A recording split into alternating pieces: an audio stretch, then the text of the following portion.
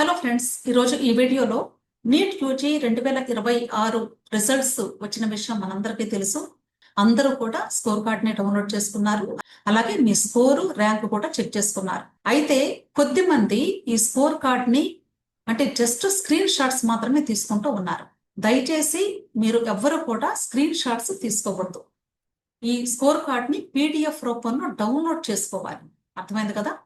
అంతేగాని screen shot తీసుకుంటే మీకు కౌన్సిలింగ్ లో అప్లోడ్ చేసేటప్పుడు క్లారిటీ ఉండదు, రిజెక్ట్ అవుతుంది డాక్యుమెంట్. కాబట్టి దయచేసి ప్రతి ఒక్కరు కూడా మీరు డౌన్లోడ్ చేసుకునేటప్పుడు పీడిఎఫ్ ఫార్మాట్ లో మాత్రమే డౌన్లోడ్ చేసుకోండి. క్లియర్? అయితే ఈ రోజు నేను 3 ఇంపార్టెంట్ విషయాల గురించి మీతో డిస్కస్ చేయాలి అనుకుంటున్నాను. ఫస్ట్ పాయింట్ ఏంటంటే, అసలు ఈ స్కోర్ కార్డ్ ని ఎలా అర్థం చేసుకోవాలి అంటే చాలా మందికి డౌట్, స్కోర్ కార్డ్ ని అర్థం చేసుకోవటం ఏంటి మేడం, ఆల్రెడీ చూసుకున్నాం కదండి, ఇంకా దానిలో ఏముంది అర్థం చేసుకోవడానికి అని. అది ఎలా అనేది నేను ఈ రోజు మీకు ఎక్స్ప్లెయిన్ చేస్తాను. అలాగే నాతో చాలా మంది షేర్ చేసుకున్నటువంటి విషయం ఏంటంటే, అమ్మా మీరు కౌన్సిలింగ్ కి ప్రిపేర్ అవ్వండి, మీ డాక్యుమెంట్స్ అన్ని సిద్ధం చేసుకోండి, రెడీగా ఉండండి అని చెప్తూ ఉంటే, లేదు మేడం ఇంకా స్టేట్ ర్యాంక్ రాలేదు కదండి, స్టేట్ ర్యాంక్ వచ్చిన తర్వాత అప్పుడు ఆలోచించుకుంటాము, టైం ఉంది కదా, మనకి స్టేట్ ర్యాంక్ వచ్చిన తర్వాత అప్పుడు డాక్యుమెంట్స్ అన్ని సిద్ధం చేసుకుంటాము చాలా మంది చెప్తూ ఉన్నారు. దాని గురించి కూడా ఈ రోజు మీకు క్లియర్ గా క్లారిటీ ఇస్తాను. థర్డ్ పాయింట్ వచ్చేసి కట్ ఆఫ్. కట్ ఆఫ్ కూడా ఎవరో ఇస్తారంటే మేడం ఇంకా ఇవ్వలేదండి, అది వచ్చిన తర్వాత మాకు సీట్ వచ్చిందో లేదో చూసుకొని అప్పుడు పార్టిసిపేట్ చేస్తాము, ఆలోచిస్తాము అని చెప్తున్నారు. ఈ 3 పాయింట్స్ లో ఈ ఫస్ట్ పాయింట్ ని నేను ఎలాబొరేటివ్ గా తర్వాత మీకు ఎక్స్ప్లెయిన్ చేస్తాను. ఫస్ట్ ఈ 2 పాయింట్స్ గురించి ఇక్కడే మీకు క్లారిటీ ఇస్తాను, ఎందుకంటే దీని గురించి ఎక్స్ప్లెయిన్ చేయడానికి ఏమీ ఉండదు కాబట్టి. ఇక్కడ సెకండ్ పాయింట్ లో మీరు అర్థం చేసుకోవాల్సింది ఏంటంటే, అసలు స్టేట్ ర్యాంక్ అనేది ఉండదు. స్టేట్ ర్యాంక్ అనే పదము ఎక్కడా కూడా ఉండదు. మీరు ఎప్పుడైనా సరే ఏ కౌన్సిలింగ్ అయినా సరే, మీరు convener quota, management quota, NRI quota, deemed quota, all India quota, state quota, ఏ కోట అయినా మీరు పార్టిసిపేట్ చేయండి, మీ ఓన్లీ మీరు యూజ్ చేసేటువంటి ర్యాంకు ఆల్ ఇండియా ర్యాంక్ మాత్రమే. ఇంకా ఇది తప్ప వేరే ర్యాంక్ మీద దృష్టి వెళ్ళకూడదు. ఆల్ ఇండియా ర్యాంక్ ఒక్కటే మీరు చూసుకోవాలి, ఇదే మీరు ఎంటర్ చేయాలి. అంతేగాని చాలా మంది ఏమనుకుంటూ ఉన్నారంటే, మా కేటగిరీ ర్యాంకు చాలా తక్కువ వచ్చిందండి, సీటు వస్తుందేమో కదా అనుకుంటూ ఉన్నారు. దయచేసి ఎవ్వరూ కూడా కేటగిరీ ర్యాంక్ ని అస్సలు పట్టించుకోవద్దు. అది మీకు అవసరమే లేదు, దానితో ఉపయోగమే లేదు. ఓన్లీ ఆల్ ఇండియా ర్యాంక్ అని మాత్రమే చూడాలి. క్లియర్? అది బై హార్ట్ చేసేయాలి మీరు, అంతే. నెక్స్ట్ థర్డ్ పాయింట్ గురించి మనం ఆలోచిస్తే, కట్ ఆఫ్ ఎవరిస్తారు అంటే అసలు ఎవరు కట్ ఆఫ్ ఇవ్వడం అనేది ఉండదండి. ఎవరు కట్ ఆఫ్ ఇవ్వరు. మేము ఆల్రెడీ వీడియోస్ లో లాస్ట్ ఇయర్ డేటాని రిఫరెన్స్ గా తీసుకొని కట్ ఆఫ్ ఎంత వరకు వచ్చింది లాస్ట్ ఇయర్ కౌన్సిలింగ్ లో స్టూడెంట్స్ కి, లాస్ట్ ఏ ర్యాంక్ దగ్గర స్టూడెంట్ ఎంబీబీఎస్ అడ్మిషన్ తీసుకున్నాడు, లేక బీడిఎస్, ఆయుష్ ఇలా మేము ఇచ్చాము, అంతే. లాస్ట్ ర్యాంకర్ ఏ కాలేజ్ లో జాయిన్ అయ్యాడు అనేది మాత్రమే కట్ ఆఫ్ ని రిప్రజెంట్ చేసింది. అది ఆల్రెడీ గతించిపోయినటువంటి డేటా నుండి తీసుకునేటువంటిది కట్ ఆఫ్ అనేది. అసలు మీకు ఇంకా కౌన్సిలింగే స్టార్ట్ అవ్వకుండా మీకు కట్ ఆఫ్ ఎవరిస్తారు అంటే, కట్ ఆఫ్ ఇవ్వడం అనేది ఖచ్చితంగా మీకు 100% ఉండదు. ఎవరు అసలు కట్ ఆఫ్ ఉంటే కదా ఇవ్వడానికి, మీరు తీసుకోవడానికి. కాబట్టి ఈ కట్ ఆఫ్ గురించి ఎవరైనా ఇస్తారు అని చెప్తే మీ భవిష్యత్తు ముందే చెప్పినట్లు అర్థం. భవిష్యత్తు గురించి మనకు తెలియదు కదా రేపు ఏమవుతుందో. కాబట్టి దయచేసి ఇది కూడా మీరు అస్సలు నమ్మద్దు. సో మీరు గమనించాల్సిన ఈ 2 పాయింట్స్ కూడా ఇన్వాలిడ్. ఈ రెండింటి గురించి చాలా మందికి కూడా తెలియదు కాబట్టి నేను ఈ రోజు మీకు క్లారిటీ ఇస్తూ ఉన్నాను. క్లియర్? సో దయచేసి స్టేట్ ర్యాంక్ అనేది బ్రెయిన్ లో నుండి తీసేయండి. దానికోసం ఎదురు చూస్తూ టైం వేస్ట్ చేసుకోకండి. ప్రతి ఒక్కరు కూడా మీ యొక్క డాక్యుమెంట్స్ ని సిద్ధం చేసుకోండి. అన్ని కూడా ప్రాపర్ గా డాక్యుమెంట్ స్కాన్ చేసుకుని రెడీగా పెట్టుకోవాలి. స్కానింగ్ యాప్స్ మాత్రమే యూజ్ చేయండి. ఒకవేళ మీకు తెలియకపోతే ఇంటర్నెట్ సెంటర్కి వెళ్ళి స్కానింగ్ చేయించుకోండి. అంతేగాని బ్యాక్గ్రౌండ్ లో మీకు ప్రాపర్ గా లేకుండా స్కానింగ్ చేసుకోకండి. డాక్యుమెంట్స్ స్కానింగ్ చేసుకోవటమే కాదు, ప్రతి డాక్యుమెంట్ కి ఒరిజినల్ కాపీ ఉందా లేదా. సో మీ ఫైల్ రెడీగా మీ ఇంటిలో ఉండాలి. ఈ పాటికే మీరు రెడీగా ఉండాలి. ఇక్కడ మీ అందరికీ డౌట్ రావచ్చు, ప్రతిసారి డాక్యుమెంట్స్ అంటారు ఈ మేడము, లేకపోతే ఏదో ఒకటి భయపెడుతూ ఉన్నారు అని చాలా మంది అనుకుంటూ ఉండొచ్చు. బహుశా నేను భయపెట్టడం లేదు, మీ అందరినీ కూడా సిద్ధం చేస్తున్నాను అంతే.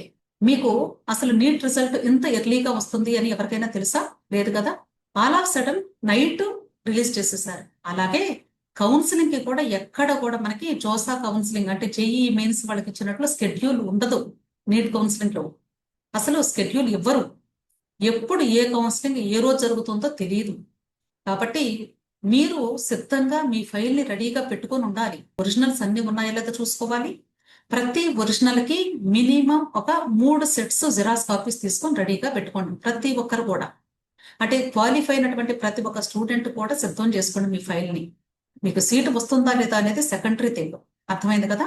అంతేకాదండి, ఈ నోటిఫికేషన్స్ మరి ఎవరు చెప్తారు మేడం, ఎలా తెలిసిద్ది అని మీ అందరికీ డౌట్స్ వస్తాయి. ఎవ్వరు కూడా మనకి హెల్ప్ చేసే వాళ్ళు ఉండరు.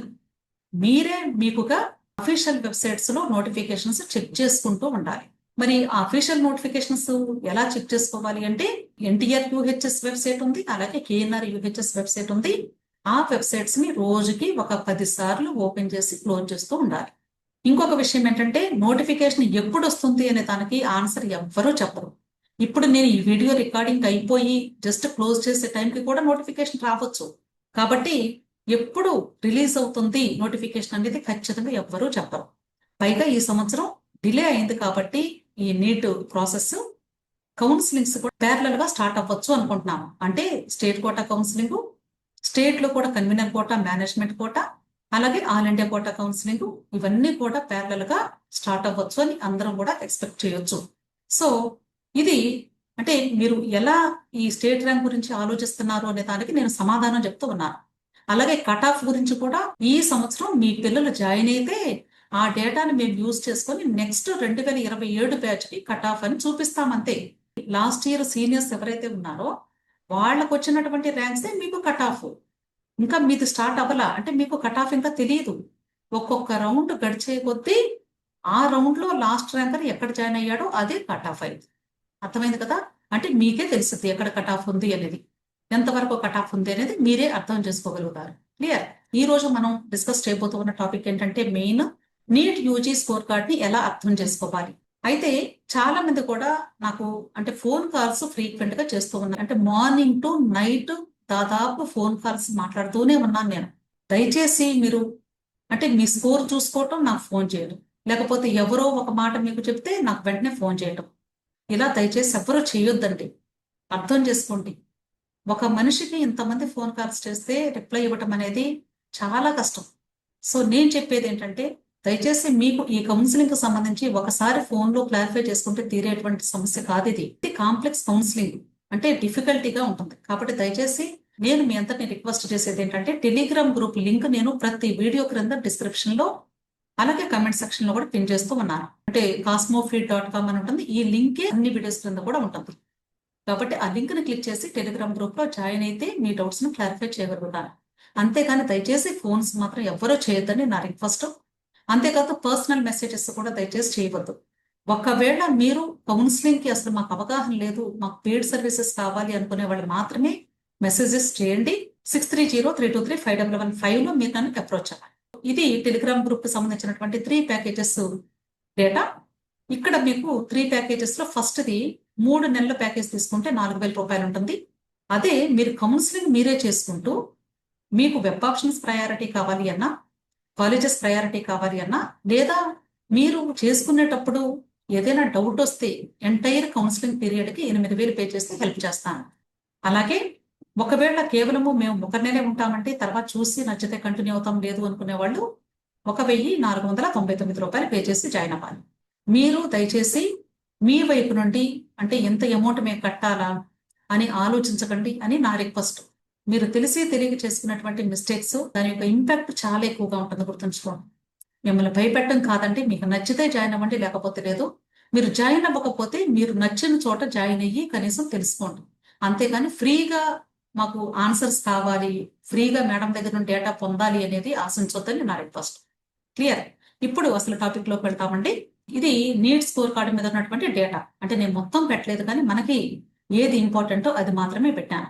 మీరందరూ కూడా గమనించే ఉంటారు, పర్సంటైల్ అని మీకు ఇక్కడ మెన్షన్ చేస్తారు. సబ్జెక్ట్ వైజ్ గా పర్సంటైల్ ఇచ్చారు, ఓవరాల్ పర్సంటైల్ ఇది ఇచ్చారు. ఈ 316 అనేది నీట్ స్కోర్. ఈ స్టూడెంట్ కి నీట్ ఆల్ ఇండియా ర్యాంకు 5,33,520 వచ్చింది. మీరు గుర్తుంచుకోవాల్సిన కేవలం నీట్ స్కోరు ఈ ఆల్ ఇండియా ర్యాంకు మాత్రమే. ఇక ఈ షీట్ లో ఇంకేది మీ బ్రెయిన్ లో ఉండకూడదు. ఇక్కడ మీరు గమనిస్తే కేటగిరీ ర్యాంక్ అనేది ఇక్కడ మెన్షన్ చేశారు. ఈ student OBC NCL category student. ఈ స్టూడెంట్ కి కేటగిరీ ర్యాంకు 2,39,162. ఈ స్టూడెంట్ ఏమనుకుంటున్నారంటే ఈ ర్యాంక్ చూసుకొని నాకు సీట్ వస్తుంది అని భావిస్తూ ఉన్నారు చాలా మంది. అది తప్పు 100%. అసలు ఈ ర్యాంక్ వల్ల మీకు యూజే లేదు. ఇది ఏంటంటే జస్ట్ ఎంటైర్ ఇండియాలో మీ కేటగిరీలో మీరు ఏ పొజిషన్ లో ఉన్నారు అనేది మాత్రమే తెలియజేయడానికి ఇచ్చేటువంటి ర్యాంక్.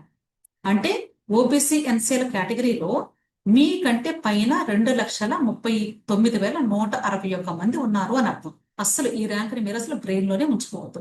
అర్థమైంది కదా? కంప్లీట్ గా మర్చిపోండి. ఓన్లీ మీరు బై హార్ట్ చేయాల్సింది మాత్రం all India rank, neat score మాత్రమే. అర్థమైంది కదా? ఇంకా ఇక్కడ ఇచ్చేటువంటి ఏ డేటాను కూడా మీ బ్రెయిన్ లో ఉంచుకోకూడదు. అదే స్కోర్ కార్డ్ మీద ఒక టాబ్లెట్ ఫార్మాట్ లో పర్సంటేజ్ గురించి ఇచ్చారు. అంటే దీన్ని మినిమం క్వాలిఫైయింగ్ కట్ ఆఫ్ అంటారు. అంటే ప్రతి ఒక్క స్టూడెంట్ కి కూడా మినిమం వాళ్ళ కేటగిరీని బేస్ చేసుకొని ఇంత స్కోరు లేదా ఇంత పర్సంటేజ్ వస్తేనే ఆ స్టూడెంట్ కౌన్సిలింగ్ లో పార్టిసిపేట్ చేయడానికి ఎలిజిబుల్ అని తెలియజేసేటువంటి టేబుల్ ఇది.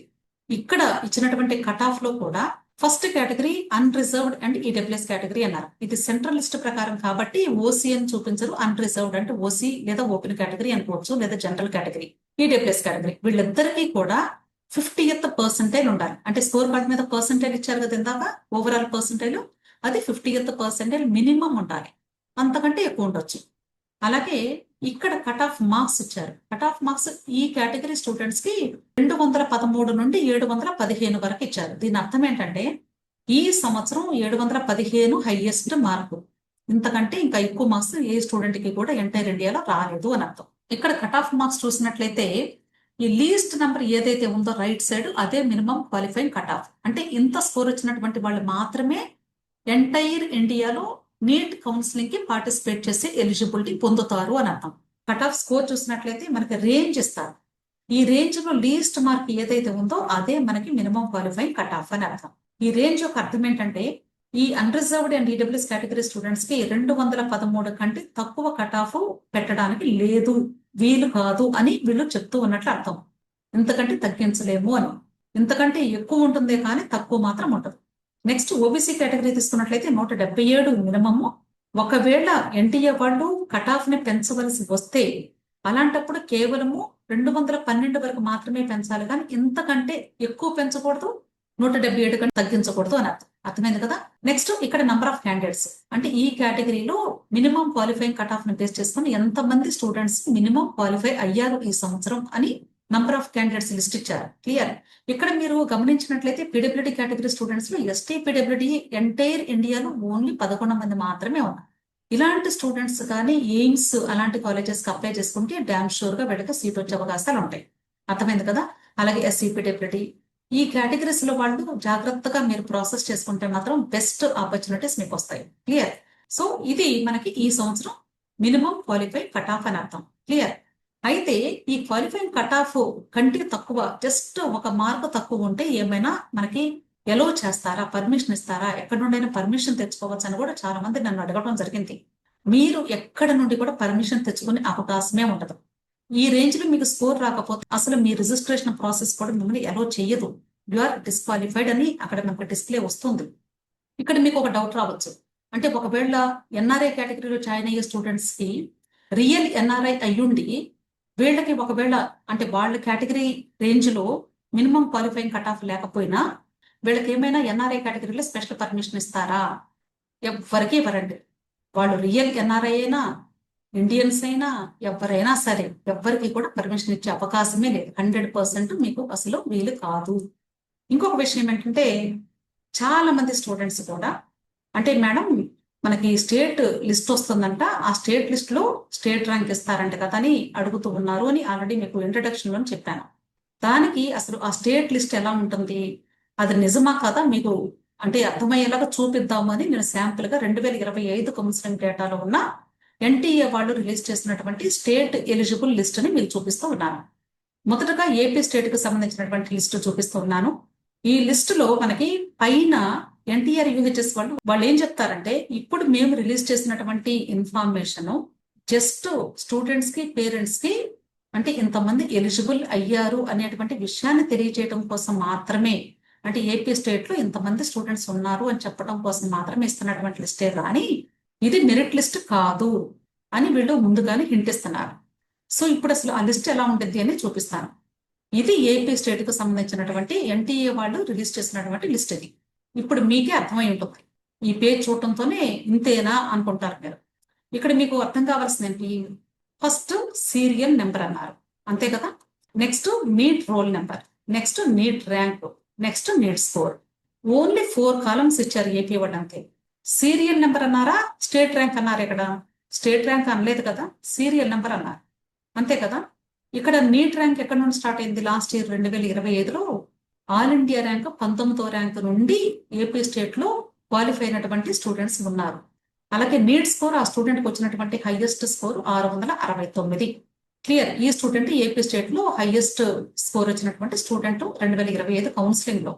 ఇక్కడ నుండి గ్రాడ్యువల్ గా ఇలా పెంచుతూ మనకి లిస్ట్ ఇస్తారు, అంతే. ఇక్కడ నుండి టోటల్ ఏపీ స్టేట్ లో 2025 క్వాలిఫైడ్ స్టూడెంట్స్ ఎంతమంది అంటే 36,776 మంది మాత్రమే 2025లో క్వాలిఫై అయినటువంటి AP state students. Last year cut off ఎంత అంటే రిజర్వేషన్ కేటగిరీ వాళ్ళకి 113 కట్ ఆఫ్. ఇది క్లియర్. ఇది ఏపీ లిస్ట్.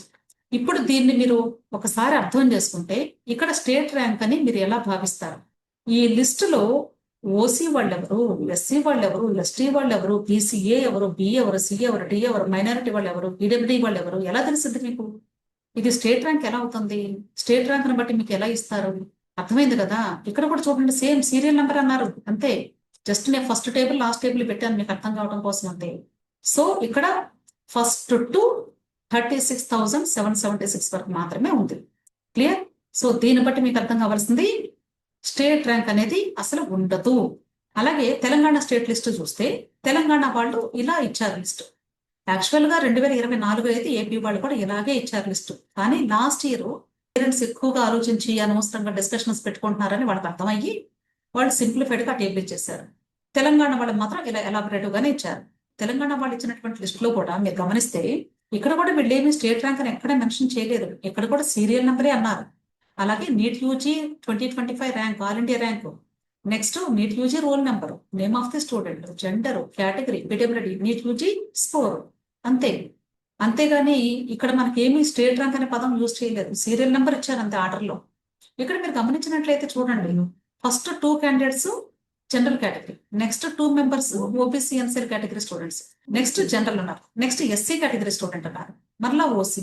అంటే మీరు గమనిస్తే ఇలా అన్ని కేటగిరీ స్టూడెంట్స్ కాంబినేషన్ ఇది. అర్థమైంది కదా. అంటే జస్ట్ ఆర్డర్ ఆఫ్ మెరిట్ లో ఉన్నటువంటి స్టూడెంట్స్ మాత్రమే. సో ఇక్కడ తెలంగాణ స్టేట్ లో టోటల్ గా ఎంతమంది ఎలిజిబుల్ అయ్యారు అంటే లాస్ట్ ఇయర్ 43,400 మంది స్టూడెంట్స్ లాస్ట్ ఇయర్ 2025లో క్వాలిఫై అయినటువంటి స్టూడెంట్స్. దీన్ని బట్టి మీకు అర్థం కావాల్సింది ఏంటి? స్టేట్ ర్యాంక్ అనేది ఉండదు. మరి స్టేట్ ర్యాంక్ ఉండదు మేడం, మరి మాకు అసలు సీట్ వస్తుందా లేదా ఎలా తెలుస్తుంది? మేము అసలు కౌన్సిలింగ్ లో పార్టిసిపేట్ చేయాలా లేదా ఎలా తెలుస్తుంది? దీనికి ఎవ్వరు కూడా మీకు ఆన్సర్ ఇవ్వరండి. యూనివర్సిటీ వాళ్ళు అసలే ఎవరు? యూనివర్సిటీ వాళ్ళు అసలు ప్రజల గురించి, స్టూడెంట్స్ గురించి వాళ్ళకి అసలు అంటే అవసరమే లేదు. ఎందుకంటే వాళ్ళ డ్యూటీ వాళ్ళు చేసుకుంటూ ఉన్నారు. మనం ఏం చేయాలి? 2025, 2024 డేటాని రెఫరెన్స్ గా పెట్టుకొని అసలు కౌన్సిలింగ్ అంటే ఎలా ఉంటుంది, కౌన్సిలింగ్ లో ఏం చేయాలి, స్టెప్ 1 by 1 ఎలా చేసుకోవాలి ప్రాసెస్, ఇది మనము నేర్చుకోవాలి. ఎవ్వరు మీకు చెప్పరు, హింట్ ఇవ్వరు. మరి ఎలా మేము ఈ కౌన్సిలింగ్ లో పార్టిసిపేట్ చేయాలి అంటే ఒకటే చెప్తున్నాను నేను, క్వాలిఫై అయినటువంటి ప్రతి ఒక్క స్టూడెంట్ కూడా ఒక ఎక్స్పీరియన్స్ లాగైనా మీరు కౌన్సిలింగ్ లో పార్టిసిపేట్ చేయండి. ఎందుకు చెప్తున్నానంటే లాస్ట్ ఇయర్ మీరు గమనిస్తే ఈ ఎస్సీ కేటగిరీ స్టూడెంట్ ఉన్నారు కదా, లాస్ట్ ఎగ్జాంపుల్ చెప్తున్నాను. ఒకవేళ అంటే ఇక్కడ SC 1, 2, 3 కూడా మెన్షన్ చేయలేదు, గమనించలేదు, ఇది సెంట్రల్ లిస్ట్ కాబట్టి. ఒకవేళ ఈ స్టూడెంట్ కానీ SC 1 కేటగిరీ స్టూడెంట్ అయ్యి ఉంటే లాస్ట్ ఇయర్ 113 మార్కులు వచ్చినటువంటి SC 1 కేటగిరీ స్టూడెంట్స్ కూడా సీట్లు వచ్చినాయి. ఫస్ట్ టైం SC కేటగిరైజేషన్ జరిగినటువంటి సంవత్సరం 2025. కాబట్టి ఆ కౌన్సిలింగ్ లో మాకు రాదులే అనుకొని అసలు ఈ SC 1 కేటగిరీ వాళ్ళు చాలా మంది పెట్టుకోలేదు. మీరు గమనిస్తే SC 1 కేటగిరీలో దాదాపుగా ఒక 21 సీట్స్ ఉంటే అప్లికెంట్స్ 18 members ఏమన్నారు అంతే. ఒక 3 members తక్కువగా ఉన్నారు. ఈ 3 seats ని SC 2, SC 3కి యాడ్ చేశారు. గమనించారా? దీన్ని బట్టి మీకు అర్థం కావాల్సింది ఏంటి అంటే కౌన్సిలింగ్ లో ముందు పార్టిసిపేట్ చెయ్యండి. ఎందుకులే అనవసరం డబ్బులు వేస్ట్. ప్రతి దానికి డబ్బులకి లింక్ పెట్టుకోకండి. కౌన్సిలింగ్ కి ఒక 10,000 ఖర్చు పెట్టుకున్నారనుకోండి, ఏమైంది లేదు, మీకు మీరే చేసుకోండి, లేదా ఇంటర్నెట్ సెంటర్కి వెళ్ళి చేసుకోండి, తక్కువగా అయిపోతుంది. జస్ట్ రిజిస్ట్రేషన్ చేసుకొని వెబ్ ఆప్షన్స్ పెట్టుకొని కూర్చోండి, మీకు రాకపోయినా పర్లేదు, అసలు ఏం జరుగుతుంది అనేది మీకు తెలిసింది కదా. అర్థమైంది కదా. కాబట్టి దయచేసి ప్రతి ఒక్కరు కూడా కౌన్సిలింగ్ లో పార్టిసిపేట్ చేయడానికి ట్రై చేయండి. మీరు కౌన్సిలింగ్ రిజిస్ట్రేషన్ కంప్లీట్ అయిపోయిన తర్వాత మెరిట్ లిస్ట్ ఓపెన్ చేసి చూస్తే ఇంతమంది స్టూడెంట్స్ కనిపించరు మనకి. లాస్ట్ ఇయర్ కౌన్సిలింగ్ కి పార్టిసిపేట్ చేసినటువంటి స్టూడెంట్స్ చాలా మంది కూడా తగ్గిపోయారు. పేపర్ టఫ్ వచ్చింది కదా లాస్ట్ ఇయర్, అందుకని మాకు ఇంకా సీట్ రావనుకుని అసలు చాలా మంది స్టూడెంట్స్ అసలు రిజిస్ట్రేషన్ చేసుకోలేదు. దయచేసి అలాంటి పొరపాట్లు చేయకండి. ఈ సంవత్సరం మనకి తెలంగాణ స్టేట్ లో 710 సీట్లు పెరిగినాయి. అలాగే ఏపీ స్టేట్ లో 375 సీట్లు పెరిగినాయి. ఇక్కడ మీకు ఒక డౌట్ రావచ్చు, తెలంగాణ వాళ్ళకి 810 అయితే మీరు 710 చెప్తున్నారండి మేడం. మల్లారెడ్డి కాలేజ్ ను కూడా తెలంగాణ కాబట్టి యాడ్ చేశారు 100 సీట్లు. ఇది తీసేయాలి, ఇది payment seats. All India quota counselling, ఇది డీమ్డ్ యూనివర్సిటీ కాబట్టి డీమ్డ్ యూనివర్సిటీ కౌన్సిలింగ్ వెళ్ళిపోతాయి. స్టేట్కి వచ్చేది కేవలం 710 సీట్లు మాత్రమే. ఇక్కడ మనకి ఏపీలో 375 సీట్లు వచ్చింది. ఇంకొకటి, మీకు ఫస్ట్ రౌండ్ లో వచ్చిన సీట్లే కాదు, సెకండ్ రౌండ్ లో పెరుగుతాయి, థర్డ్ రౌండ్ లో సీట్లు పెరుగుతాయి, ఒక్కొక్కసారి ఫోర్త్ రౌండ్ లో కూడా సీట్స్ పెరుగుతాయి. మరి ఇది ఎలా తెలుస్తుంది? ఎవరికీ తెలియదు. రేపు ఏం జరుగుతుందో మనకు తెలియదు కదా. సో ఎన్ఎంసీ వాళ్ళు కూడా వాళ్ళు అప్పటికప్పుడు పర్మిషన్ ఇచ్చుకుంటూ ఉంటారు వాళ్ళ క్యాలిక్యులేషన్స్ లో. అంతేగాని ఎవ్వరూ ముందు చెప్పరండి. జస్ట్ సెకండ్ రౌండ్ స్టార్ట్ అయ్యే ముందు 1 day బిఫోర్ మీకు సీట్స్ యాడ్ అవుతాయి. అలాగే థర్డ్ రౌండ్ కి ముందు అవ్వచ్చు, లేదా ఫోర్త్ రౌండ్ కి అవ్వచ్చు, లేదా ఫోర్త్ రౌండ్ అయిపోయాక కూడా అవ్వచ్చు, ఏమో చెప్పలేము. మరి ఎలా తెలిసింది ఇదంతా అంటే, ఎలా తెలియదు కాబట్టి మనం ఏం చేయాలంటే, ఒకవేళ పెరిగితే మనకి ఏమైనా హెల్ప్ అవుతుందేమోనని ప్రతి ఒక్కరు కూడా రిజిస్ట్రేషన్ చేసుకోవాలి. రిజిస్ట్రేషన్ చేసుకుంటే వాళ్ళు పెంచుకుంటే మనకి హెల్ప్ అయింది, పెరగకపోతే రాదని మనకు ముందే కొంచెం తెలుసు కాబట్టి ప్రిపేర్ అవుతాం. అదే ఒకవేళ పెరిగి సీట్ వచ్చింది అనుకోండి, హ్యాపీ కదా. అర్థమైంది కదా. కాబట్టి దయచేసి మీరు కౌన్సిలింగ్స్ లో పార్టిసిపేట్ చెయ్యండి. అంతేగాని కౌన్సిలింగ్ నాకు అక్కర్లేదు, డబ్బులు వేస్ట్, అనవసరం టైం వేస్ట్, మాకు తెలియదు, ఇలాంటి కబుర్లు చెప్పొద్దు. తెలియదు అనే పదం రాకూడదండి. ఎవరికి ఏది తెలియదు, మాకు కూడా ఏమి రాదు, మేము నేర్చుకున్నాం, ఇవన్నీ కూడా మీకు కూడా నేర్పుతున్నాం, నేర్చుకోండి. Clear? So wish all the best అండి. ఇంకా ఏదైనా డౌట్స్ ఉంటే దయచేసి నేను మరలా రిక్వెస్ట్ చేస్తున్నాను, మీకు ఎప్పుడు ఏ డౌట్ వచ్చినా వెంటనే ఫోన్ చేయడం కాదండి, టెలిగ్రామ్ గ్రూప్ లో ఉండి చక్కగా అక్కడ వాయిస్ మెసేజెస్ పెట్టండి, అక్కడ క్వశ్చన్స్ అడగండి, హెల్ప్ చేస్తాను. లేదు మేడం మేము జాయిన్ అవ్వమంటే అది మీ ఇష్టానికి వదిలేస్తాను, బలవంతం ఏమీ లేదు. కానీ నాకు మాత్రం మీరు దయచేసి ఫోన్ చేయొద్దు, నన్ను క్వశ్చన్స్ అడగొద్దు. వీడియోలో వినండి, అర్థమైతే ఫాలో అవ్వండి. క్లియర్? ఆల్ ది బెస్ట్ అండి. వీడియో నచ్చితే లైక్ చేయండి, మీ ఫ్రెండ్స్ కూడా షేర్ చేయండి, అలాగే నా ఛానల్ తప్పకుండా సబ్స్క్రైబ్ చేసుకోండి. Thank you.